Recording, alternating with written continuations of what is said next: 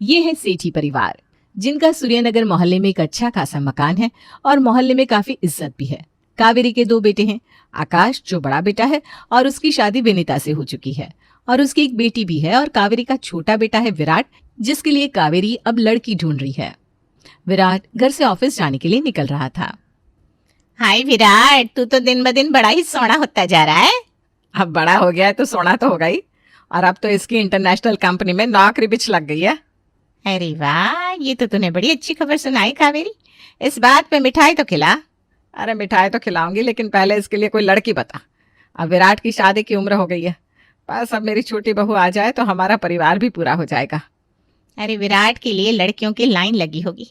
इतना हैंडसम है, पढ़ा लिखा है, इतना अच्छा कमाता है, तुम्हारा इतना अच्छा खासा मकान है, कोई भी लड़की इस घर में शादी करने के लिए तैयार हो जाएगी। हाँ वो बात तो है, लेकिन लड़की मिलनी भी तो चाहिए ना। तेरी नजर में कोई लड़की हो तो बता ना। अरे और किसी को क्यों ही देखना है, मेरी भतीजी है ना, मेरे छोटे भाई की बेटी गीत, बड़ी गुणवान लड़की है, पढ़ी लिखी है, दिखने में भी बड़ी सुंदर है। अरे फिर तो इससे ज्यादा और क्या चाहिए। अगर तेरे परिवार की बेटी है फिर तो अच्छी होगी। अरे हाँ हाँ, बहुत अच्छी है मेरी भतीजी गीत। तुम कहो तो आज ही मेरे भाई भाभी से बात कर लूं। अरे नेकी और पूछ पूछ, आज ही बात कर ले। निम्मो कावेरी से बात करने के बाद अपने भाई भाभी के पास आती है और उनसे विराट के लिए गीत के रिश्ते की बात करती है। अरे भैया, मैं आपको क्या ही बताऊं, बहुत ही अच्छा लड़का है विराट, और दिखने में तो बिल्कुल हीरो लगता है, हीरो। कमाता भी अच्छा है, हमारे गीत के लिए तो वो घर बहुत ही अच्छा रहेगा। जी आपको पता है ना, हमारी गीत थोड़ी सी चुलबुली है, उसे घर का ज्यादा काम नहीं आता, और उसका खाने में भी इतना हाथ कुछ खास अच्छा नहीं है। अरे उसकी चिंता तुम मत करो, वो सब मैं संभाल लूंगी। शांति मेरी भतीजी है गीत, इसलिए कावेरी कुछ पूछेगी भी नहीं उससे। मुझे तो सही लग रही है निम्मो की बात। शांति, मुझे भी नहीं लगता कि इससे अच्छा ससुराल हमें गीत के लिए मिल सकता है। बिल्कुल सही सोच रहे हैं आप भैया, और मैं तो हूं ही पड़ोस में, कोई भी तकलीफ होने नहीं दूंगी गीत को। हाँ ये बात सही है, आपके पड़ोस में होने से गीत के लिए हमें चिंता भी नहीं रहेगी। तो फिर मैं कावेरी से बात कर लेती हूँ, और जितना जल्दी हो सके उतना जल्दी इन दोनों का रोका करवा देती हूँ। निम्मो की बात दोनों परिवारों को काफी पसंद आई थी, इसलिए दोनों परिवारों ने मिलकर विराट गीत का रिश्ता भी कर दिया और शादी का मुहूर्त भी निकलवा दिया। अरे क्या चल रहा है कावेरी? बस शादी की तैयारियां चल रही है निम्मो, और क्या। हाँ आंटी जी, अब तो शादी में वक्त ही कितना रह गया है, इसलिए सब कुछ जल्दी जल्दी कर रहे हैं। ये देखिए, हमने तो खरीदारी भी शुरू कर दी। ये सूट तो बहुत सुंदर है, ये तुमने गीत के लिए लिया है क्या? अच्छा ये नहीं आंटी जी, ये मैंने अपने लिए लिया है। अच्छा, लेकिन मेरी गीत को भी ना ये रंग बड़ा ही पसंद है। मैं तो कहती हूँ विनीता, तो ये वाला सूट उसके लिए रख दे। अरे लेकिन ये सूट तो विनीता को भी बड़ा पसंद आया है। कोई बात नहीं माँ जी, नई दुल्हन हमारी गीत है, अगर उसे ये पसंद आएगा तो कोई बात नहीं, मैं दूसरा कोई देख लूंगी। हाँ, ये सूट ना उसके लिए ही रख दे। निम्मो के कहने पर विनीता ने अपना सूट गीत के लिए रख दिया। ये तो छोटी सी बात थी, इसलिए किसी ने उस पर ध्यान नहीं दिया, लेकिन निम्मो के मन में अब ऐसा था कि उसे गीत के लिए सब कुछ अच्छा ही करना है, इसलिए अब वो हर काम में ये ध्यान रख रही थी कि गीत को सबसे अच्छा मिले और ज्यादा मिले। आओ गीत, तुम्हारा इस घर में स्वागत है। गीत, ये चावल का कलश अपने दाएं पैर से गिराकर अंदर आओ। दायां पैर मतलब राइट? आजा आजा, ध्यान से आना बेटा। जी बुआ जी। निम्मो, अब तुम्हें गीत की चिंता करने की कोई जरूरत नहीं है, अब वो अपने ससुराल में आ गई है। हाँ आंटी जी, अब हम हैं गीत का ध्यान रखने के लिए। हाँ हाँ, लेकिन मैं भी क्या करूं, गीत को बचपन से अपनी बेटी की तरफ पाला है, इसलिए उसके लिए चिंता रहती है ना बस। हाँ वो बात तुम्हारी सही है, लेकिन यहाँ इतने लोग हैं अब गीत का ख्याल रखने के लिए है। ठीक है, अब मैं चलती हूँ। गीत बेटा अपना ख्याल रखना, और अगर कोई भी दिक्कत हो तो मैं हूँ, ठीक है? जी बुआ जी। निम्मो अपने घर चली तो आई थी, लेकिन उसे अभी भी गीत की फिक्र हो रही थी, क्योंकि उसे पता था कि गीत काम करने में इतनी अच्छी नहीं है और ना ही उसे अच्छे से खाना बनाना आता है, इसलिए उसने अपने रसोई की खिड़की खोल दी जिससे वो गीत को देख पाए। अरे गीत बेटा, क्या कर रही है? बुआ जी सबके लिए चाय बना रही हूँ। तू क्यों चाय बना रही है? वो विनीता कहाँ गई? हमेशा तो वही बनाती है चाय। भाभी ना, वो पिंकी स्कूल के लिए तैयार हो रही है। तुझे काम पर लगाकर खुद अपनी बेटी को तैयार कर रही है। वाह भाई वाह, तेरे आते ही उसने काम चोरी शुरू कर दी। बुआ जी, ये चाय में और क्या डालते हैं? देख, मैं ना तुझे चाय का मसाला देती हूँ, उसे चाय में डालेगी तो तेरी चाय उस विनीता से भी ज्यादा अच्छी बनेगी। ठीक है बुआ जी। निम्मो गीत को चाय का मसाला देती है, जिससे उसकी चाय और भी मजेदार बन जाती है और वो जानबूझकर फिर उसके घर आती है।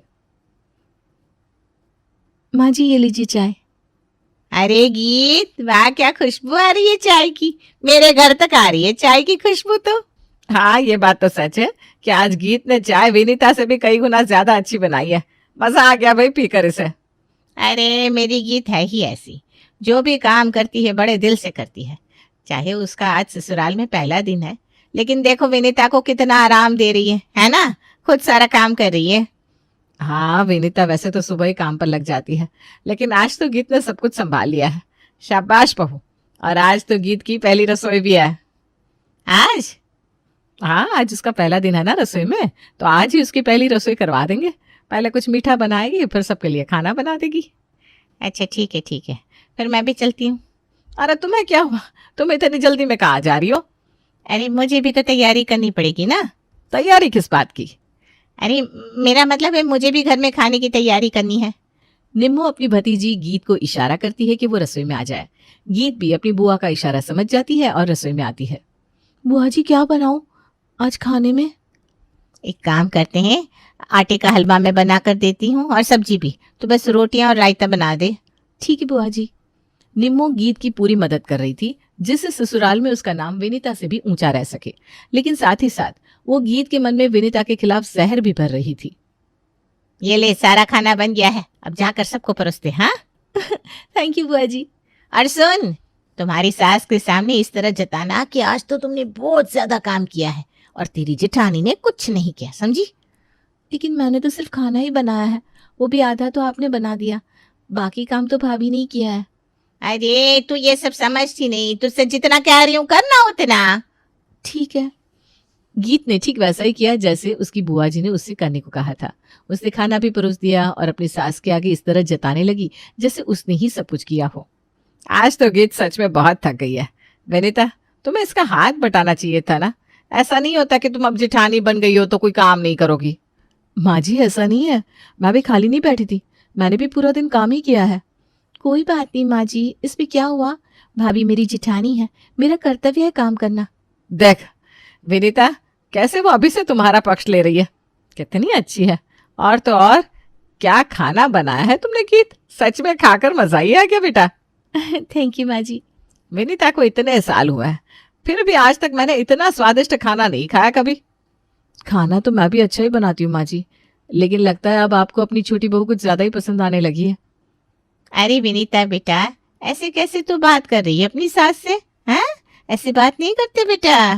देख मेरी गीत को, आज तक बड़ों के आगे कभी मुंह तक नहीं खोला इसने। अरे रहने दे निमो, लगता है आजकल की बहुओं को तमीज भी सिखानी पड़ती है, और विनीता को तो जैसे आजकल कुछ सूझता ही नहीं। लगता है गीत के आने से उसे जलन सी महसूस हो रही है। आपकी गीत में ऐसा कुछ भी नहीं है आंटी जी जो मैं उससे जलने लगूं। अरे बेटा शांत शांत हो जा, गुस्सा मत कर। गीत के आने के बाद से ही निम्मो इसी कोशिश में लगी थी कि कावेरी का सारा प्यार और साथ सिर्फ और सिर्फ उसकी भतीजी गीत को ही मिले, और इस काम में वो काफी हद तक कामयाब भी हो गई थी, क्योंकि अब कावेरी को भी यही लगने लगा था कि गीत ही उसकी सबसे अच्छी बहू है। गीत जरा यहाँ आना बेटा, देख तो ये हार कैसा है। माँ जी ये तो बहुत अच्छा हार है। अच्छा है ना, मैं सोच रही थी ये मैं तुम्हें दूंगी, क्योंकि मैंने विनीता को भी ऐसा ही हार दिया है उसकी शादी में। अब तुम्हारी बारी है इस हार को लेने की। ये तो बहुत सुंदर है माँ जी। विनीता, ये हार जरा पुराना हो गया है, तुम्हारे पास अगर वक्त हो तो इसे पॉलिश करवा लाना। वैसे तो आजकल तुम मेरी कोई बात नहीं मानती। पता नहीं माँ जी आपको ऐसा क्यों लग रहा है कि मैं आपके खिलाफ हूँ, मैं तो वैसी हूँ बिल्कुल। आप मुझे हार दे दीजिए, मैं जाकर इसे पॉलिश करवा लाऊंगी। ठीक है ले। ये बातें चल रही थी कि निम्मो के कान में हार की बात पड़ जाती है और वो गीत को अकेले में कुछ समझाती है।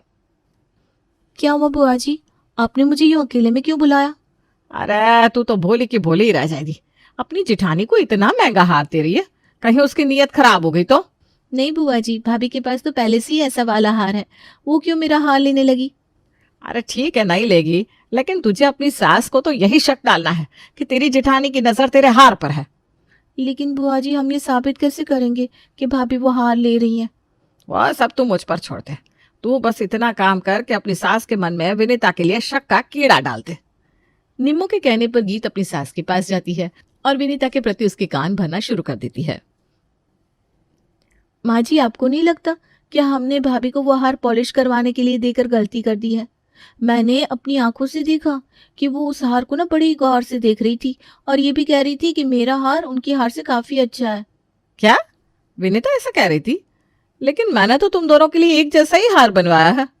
हाँ माँ जी, देखिए ना, फिर भी वो तो यही कह रही है कि आप मुझे ज्यादा प्यार करती हैं। पता नहीं विनीता को क्या हो गया है।